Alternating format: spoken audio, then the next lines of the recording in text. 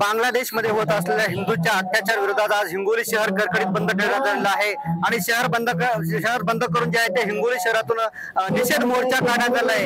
शासकीय विश्रामगृहापासून गांधी चौकापासून जिल्हाधिकारी कार्यालयावरती हा मोर्चा निषेध मोर्चा दाखल झाला आणि जिल्हाधिकारी कार्यालयावरती हे सगळं हिंदू समाज जो आहे त्यांनी हातात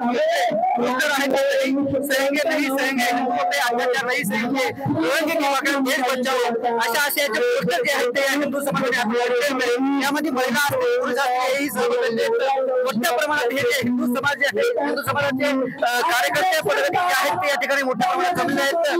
मागच्या काही वेळापासून हे जिल्हाधिकारी कार्यालय परिसरात मोर्चा दाखल झाला आहे आणि या मोर्चाचे जे आहे आता भाषण सुरू आहे। यानंतर हे मोर्चाकडे जे आहे ते विविध मागण्याचं निवेदन जे आहे ते जिल्हाधिकाऱ्याला देणार आहेत आणि त्यानंतर मोर्चाचा समारोप होणार आहे आणि आज दिवसभर जे आहे ते या विरोधात हिंगोली शहर कडकडीत बंद असणार आहे। कॅमेरामॅन ज्ञानेश्वर वानखेडे सह मी रमेश चेंडके, TV9 मराठी, हिंगोली।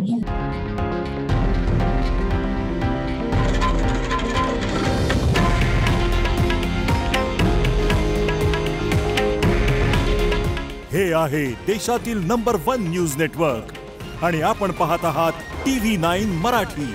काळजी तुमची, हित महाराष्ट्राचं।